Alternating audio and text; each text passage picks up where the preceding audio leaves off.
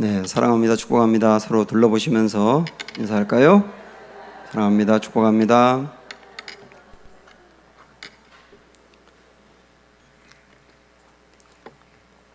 제가 목회를 하면서 가장 큰 변화가 언제 일어났을까 이런 생각을 한번 해봤습니다.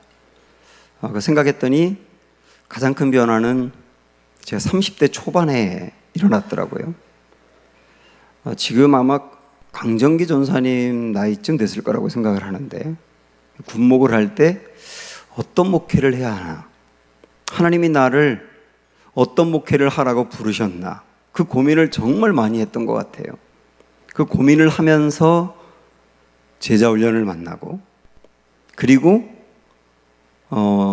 제 자신이 어떤 스타가 되는 것보다는 평신도들을 잘 양육하고 훈련시켜서 평신도들을 이 시대의 스타로 세우는 게 내가 해야 될 일이구나 하는 확신을 그때 이제 붙잡게 됐는데, 그게 저의 인생에 굉장히 중요한 변화였던 것 같아요.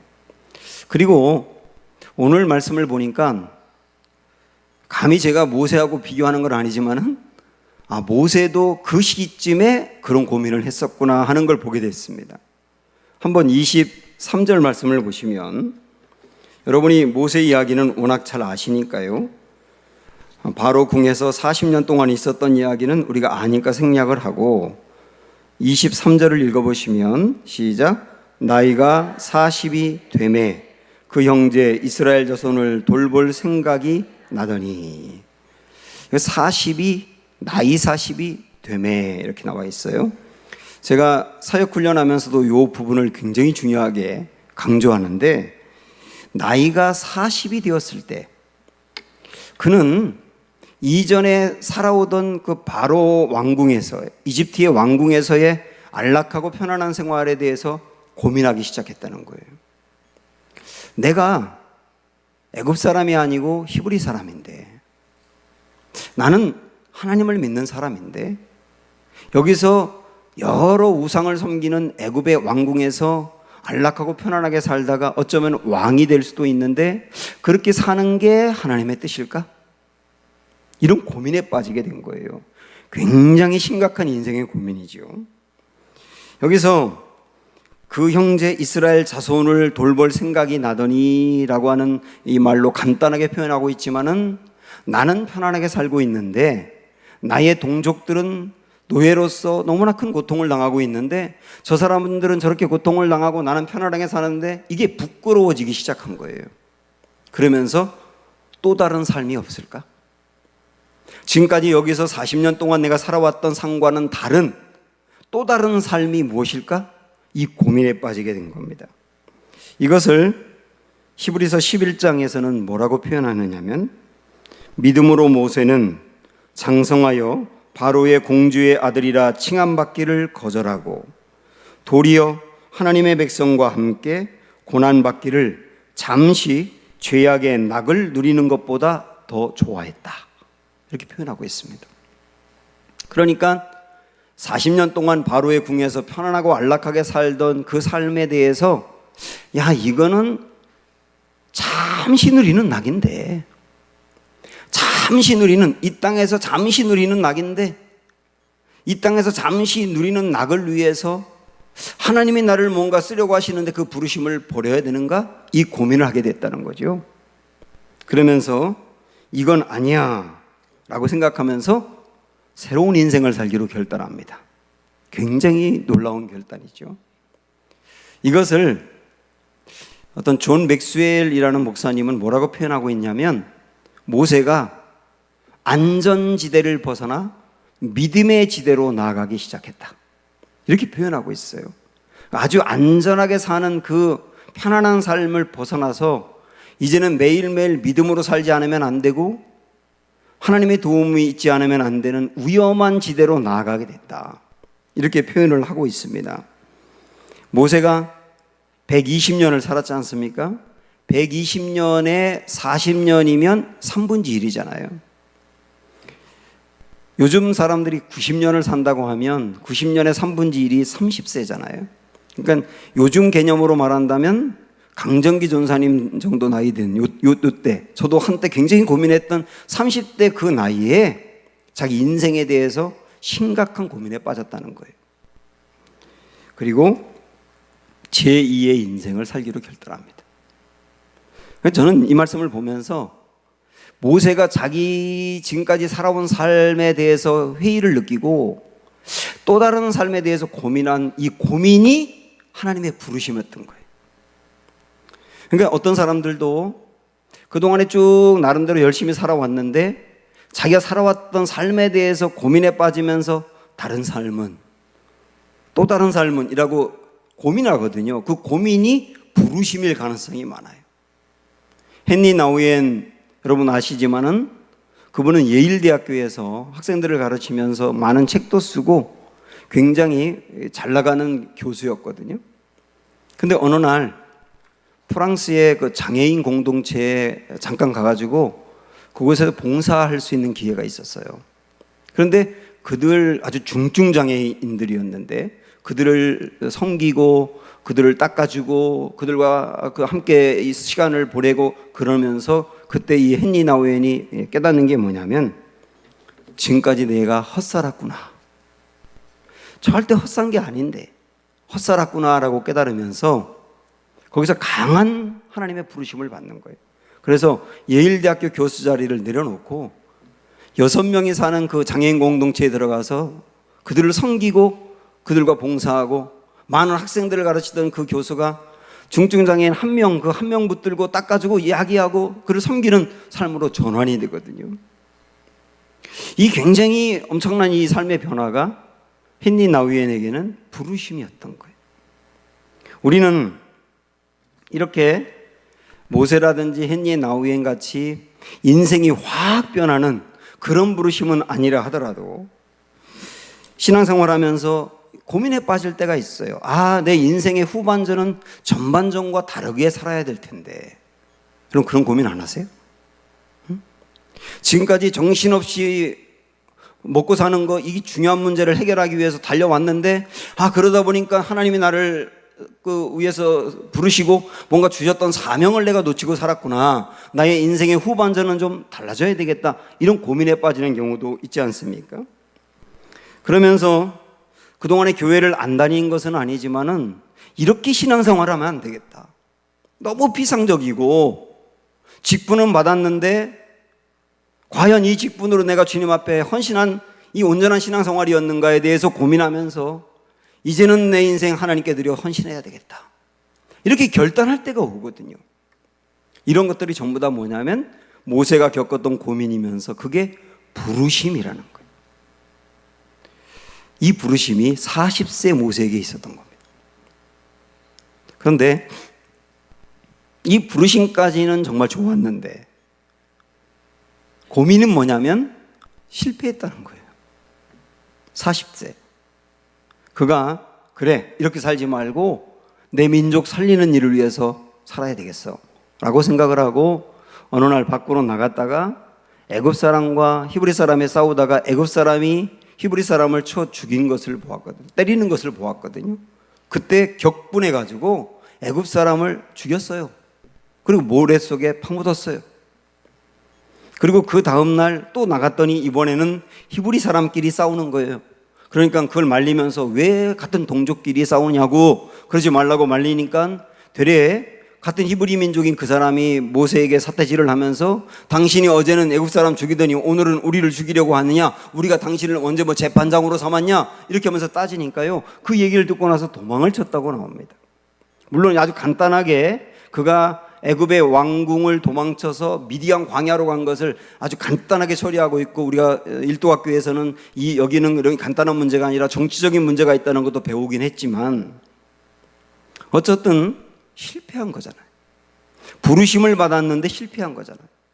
하나님이 우리를 쓰시기 위해서 부르실 때가 있는데 그 부르심을 깨닫고 하나님 앞에 나아가기로 결단했는데 실패할 수가 있다는 거예요. 왜 그럴까? 이게 굉장히 중요한 두 가지 문제가 있어요. 우리 오늘 이 두 가지 문제를 한번 이 금요기도 시간에 고민하셨으면 좋겠어요. 첫 번째 문제가 뭐냐? 우선 29절에 힌트가 나와 있거든요. 자, 29절 시작. 모세가 이 말 때문에 도주하여 미디안 땅에서 나그네 되어 거기서 아들 둘을 낳으니라 그랬어요. 여기서는 그냥 아들 둘을 낳았다고만 간단하게 요약을 하고 있는데, 이 아들 둘이 출애굽기에서는 이름이 나와 있죠. 누구와 누구죠? 게르솜하고 엘리에셀이에요. 이 두 사람을 낳았는데, 근데 모세가 미디안 광야에서 십보라라고 하는 여인하고 결혼해서 아들을 낳을 때 히브리 사람들은 아이를 낳으면 아이 이름을 그냥 짓는 게 아니고 그 아이를 낳을 때 당시에 그 상황이라든지 특별히 어떤 하나님의 메시지가 있다든지 그런 것들을 반영해서 이름을 짓거든요. 그러니까 모세가 게르솜이라고 하는 이름하고 엘리에셀이라고 하는 이름을 붙인 이유가 있는 거예요. 그러면 이 게르솜과 엘리에셀이라고 하는 이름의 뜻이 뭔가? 여러분 가보세요. 한번 출애굽기 18장으로 가보시면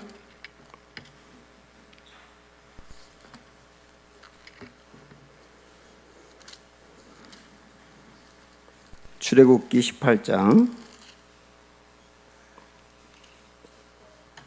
3절 4절.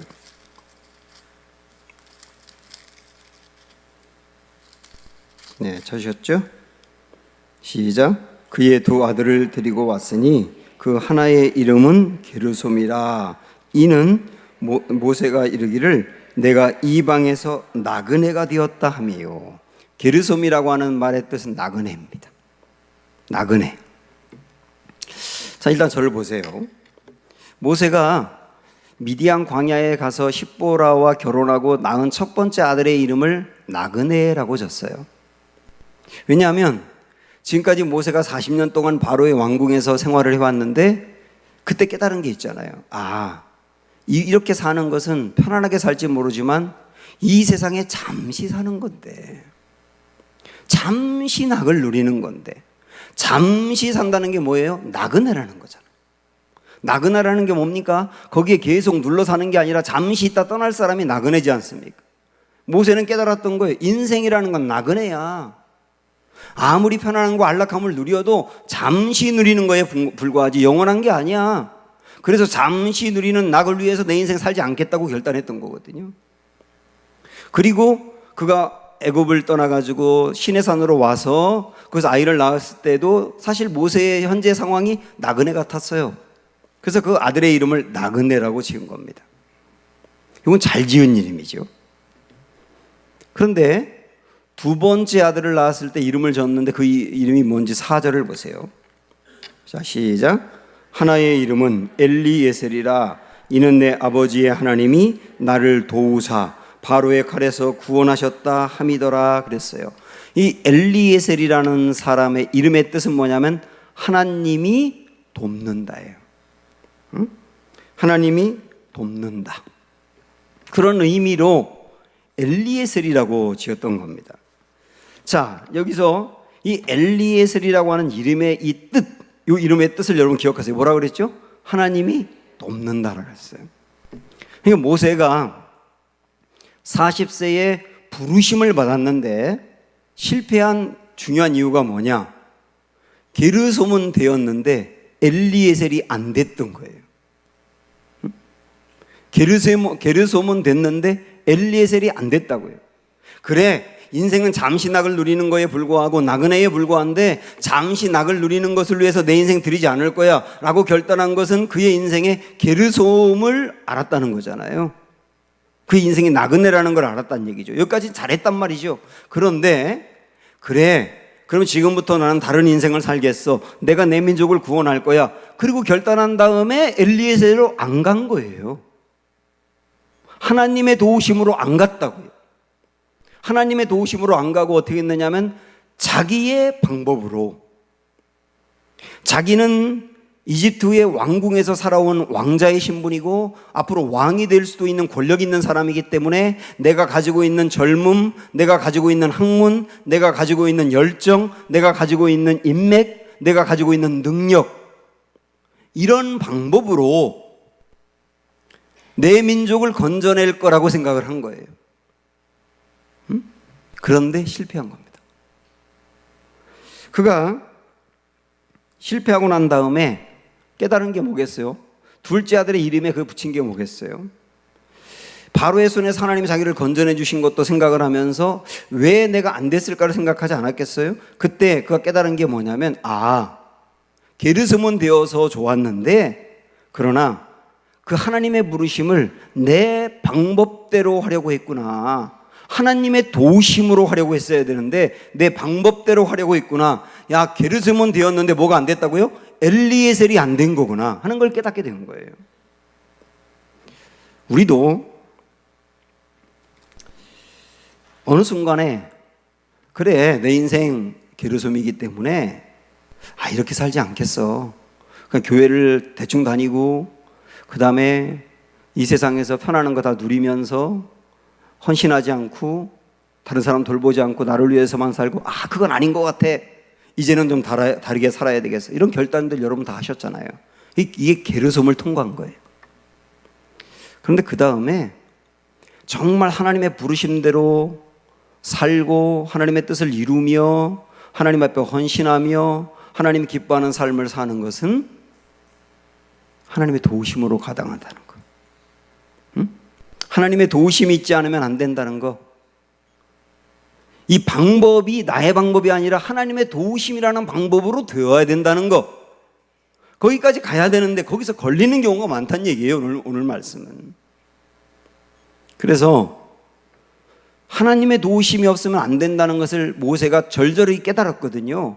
깨닫고 난 뒤에 쭉 뒤로 넘어가면 35절 36절 오늘 말씀 다시 돌아가셔서 거기 한번 읽어보세요. 35절 36절 시작. 그들의 말이 누가 너를 관리와 재판장으로 세웠느냐 하며 거절하던 그 모세를 하나님은 가시나무 떨기 가운데서 보이던 선사의 손으로 관리와 속량하는 자로서 보내셨으니 이 사람의 백성을 인도하여 나오게 하고 애국과 홍해와 광야에서 40년간 기사와 표적을 행하였느니라. 이게 무슨 말입니까? 40년 전에 애굽에 있을 때 모세가 자기 나름대로의 방법으로 내가 한번 당신들을 건져내 보고 우리 민족을 위해서 내가 살겠어 라고 했는데 그때 사람들이 거절했잖아요. 당신이 뭔데 그래? 당신이 재판장이야? 그러면서 꺼져. 그래가지고 꺼졌지 않습니까? 그래서 모세를 거부했던 그 사람들이 40년이 지난 다음에는 모세를 따랐다는 얘기예요. 왕궁에 있는 것도 아닌데 40년이라는 시간이 지났는데 나이도 더 늙었는데 그런데 그 모세를 따라서 광야를 왔단 얘기예요. 그때는 안 되더니 40년이 지난 지금은 됐단 얘기예요. 그럼 이 큰 변화가 뭐였다는 겁니까? 엘리에셀이 이루어졌다는 거예요. 엘리에셀. 하나님의 노우심으로 이 모든 일을 감당할 때 자기 힘으로 자기 방법대로 하려고 할 때 사람들이 꿈쩍도 안 하고 꺼져 그러더니 하나님의 방법대로 엘리에셀 방법대로 했더니 사람들이 모세를 따라오더라는 거예요. 사랑하는 여러분, 우리 시간에 저와 여러분이 하나님 앞에서 진지하게 고민할 거, 나의 인생에 진짜 엘리에셀로 가고 있느냐예요.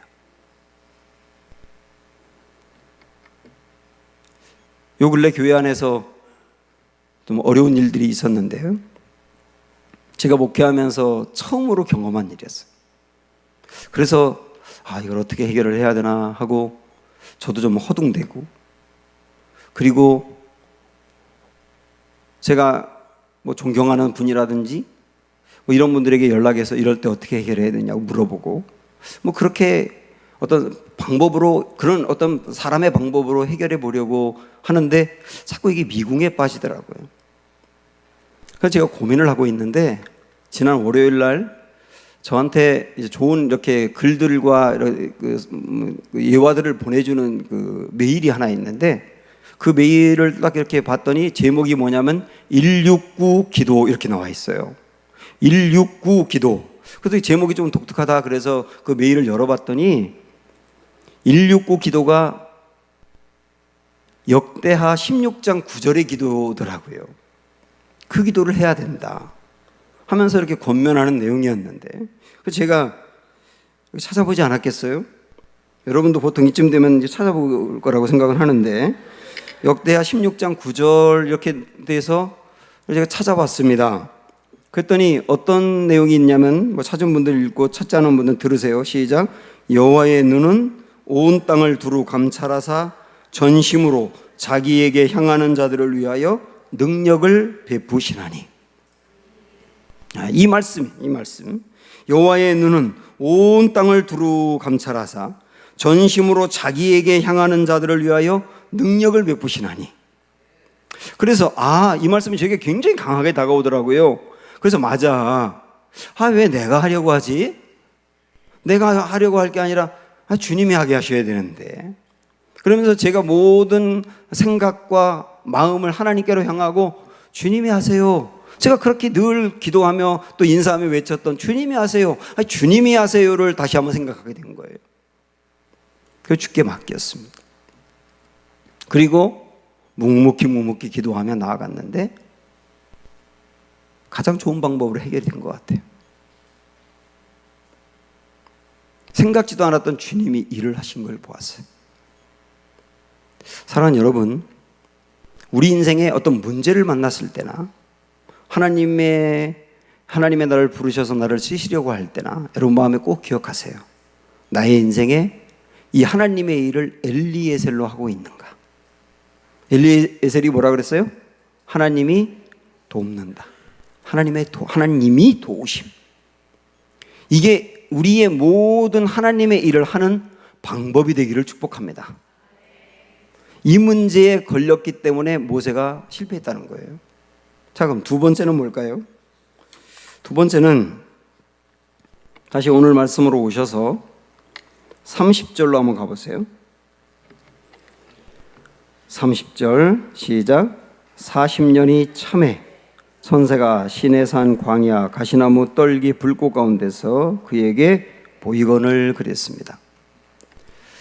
제가 오늘 말씀의 제목을 나이 40이 되매와 40년이 참에 이렇게 정했는데요. 아까 우리 앞에서 봤던 23절의 말씀에서는 나이 40이 되매 이렇게 표현했어요. 근데 그 다음 30절에서는 40년이 지난 다음에 일을 이야기할 때 나이 80이 되매 이렇게 말해야 되는데 나이 80이 되매라고 말하지 않고 40년이 참에라고 표현하고 있는 것이 독특하지 않습니까?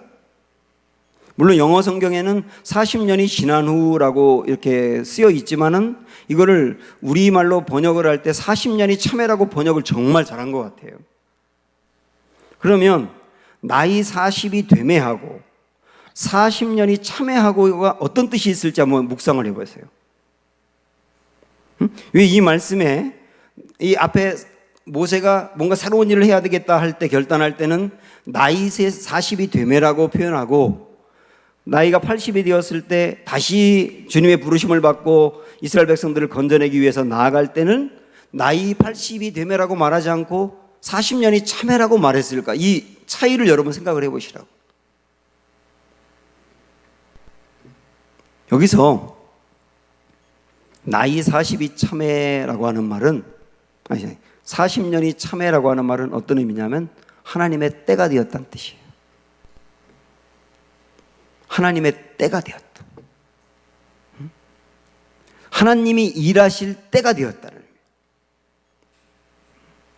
그래서 아까 모세가 어떤 이 부르심을 받고 나서 실패한 첫 번째 이유가 엘리에셀이 안 됐다 그랬지 않습니까? 그건 방법에 문제가 있었던 거예요. 그런데 두 번째 40년이 참회라고 하는 것을 통해서 우리가 알 수 있는 것은 뭐냐면 두 번째 모세의 문제는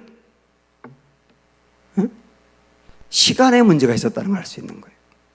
하나님의 때를 기다린 게 아니고 자기 안에 끓어오르는 열정으로 자기의 방법뿐만 아니라 자기가 시간을 정하고 자기의 시간대로 하려고 했었다는 거예요. 근데 실패했단 말이죠. 그리고 40년이 지나간 다음에 드디어 하나님이 일하실 하나님의 때가 되었다. 하나님의 때가 되었을 때는 모세의 상태는 40년 전과 비교할 때는 형편없이 부족하지만 그러나 하나님의 때가 되니까 그를 통하여 일이 되게 하시잖아요. 그래서 우리가 열심을 내는 것도 중요하고 기도를 많이 하는 것도 중요한데 정말 중요한 게 뭐냐면 하나님의 때를 아는 거예요. 아니, 알 수 없을 수 있어요. 그러나 하나님의 때가 있다는 것을 알고 기다릴 줄 아는 거예요. 하나님의 때라는 게 있습니다. 하나님이 일하실 때, 하나님은 시간을 만드신 분이세요. 하나님은 시간을 만드신 분이기 때문에 시간을 움직이시는 분이고 하나님이 일하시는 시간이 있는 거예요.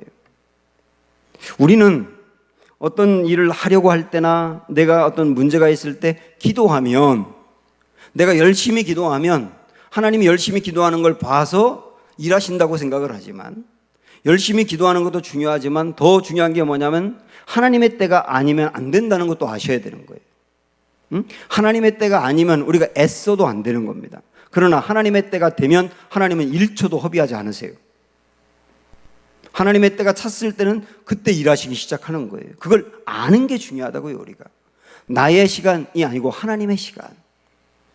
그래서 이사야서 60장에 보면 21절 22절에서, 자 그냥 들어보세요. 이런 말씀합니다.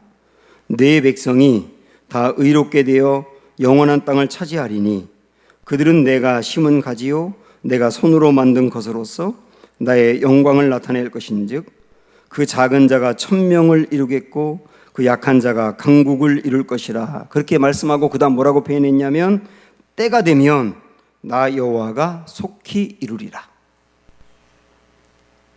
그러니까 무너진 이스라엘을 하나님이 회복시키는데 그 회복시키는 때가 언제냐? 하나님의 때가 있다는 거예요. 그 때가 되면 하나님이 속히 이루시리라. 갈라디아서 6장 9절 말씀은 우리가 선을 행하되 낙심하지 말지니 포기하지 아니하면 때가 이름에 거두리라. 하나님의 때가 있다는 겁니다. 하나님의 때가 오면 그때는 하나님이 시간을 허비하지 않고 하나님의 일을 하셔서 거두어낸다. 그러니 선한 일을 하다가, 주님의 일을 하다가, 착한 일을 하다가, 기도하다가 다 포함되겠죠. 낙심하지 말아라. 하나님의 때가 이르면 반드시 주님이 이루신다. 이런 말씀이지 않습니까? 우리 예수님을 하나님이 이 땅에 보내실 때 구약에서 계속 백성들이 메시아 메시아 메시아 하면서 기다렸지 않습니까? 계속 메시아를 기다렸는데 하나님이 예수님을 왜 그때 보내셨을까요? 그때가 하나님의 때이니까. 그래서 갈라디아서 4장 4절에서는 때가 참에 그랬어요. 때가 참에 하나님이 그 아들을 보내사 여자에게서 나게 하시고, 이 때가 하나님이 결정하는 때고 하나님이 주권적으로 쥐고 있는 때고 하나님이 보실 때 가장 좋은 때인 거예요. 우리 인생에도 내가 기도하는데 응답이 안 되는 게 있어서 답답할 수가 있고요. 내가 고난이 있어가지고 금방 이 문제가 해결되면 좋겠다고 생각할 때가 분명히 있고요. 그 다음에 나는 빨리 하나님 앞에 크게 쓰임받고 싶어서 불타오를 때가 있는데, 그러나 하나님의 때가 있는 거예요. 그때를 누가 결정하시느냐? 하나님이 결정하세요. 그럼 하나님은 깡패입니까? 하나님 마음대로 하시고? 하나님이 결정하는 그때가 나의 인생에 제일 좋은 때인 거예요. 우린 그걸 모르지 않습니까? 그러나 하나님은 가장 잘 하시는 거예요. 그러므로 하나님의 때가 있다. 사랑하는 여러분, 기도하세요. 그런데 금방 이루어지지 않는다 하더라도 하나님의 때가 있다는 걸 믿으세요. 고난이 있을 때 힘들고 어려워 금방 이 문제가 해결되면 좋겠다고 생각하는데 이 일이 지연될 때도 분명히 믿으세요. 하나님의 때가 있다. 하나님 앞에 내가 크게 쓰임받고 싶은데 잘 지금 안 된다? 그러면 하나님의 때가 오면 그때 하나님 나를 불꽃같이 쓰실 것이다. 이걸 믿고 기다릴 줄 아는 게 정말 좋은 신앙인 거예요. 하나님의 때를 기다리는 사람은 어떤 자세로 기다려야 될까요?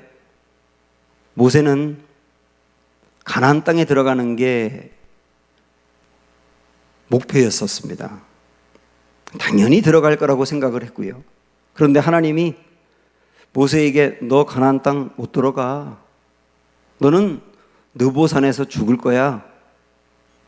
그렇게 말씀하셨어요.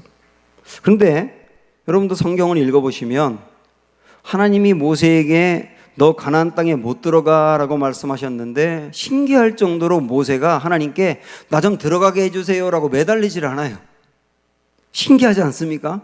아니 가나안 땅 들어가려고 백성들 데리고 나온 사람인데 못 들어가 하는 것을 너무 너무 그냥 받아들이는 거 쉽게.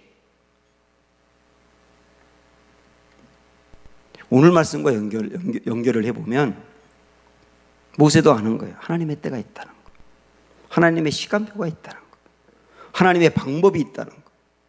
아, 하나님의 시간표에서 나는 가나안 땅 들어가기 직전까지 데려다 놓는 게 하나님의 시간표구나.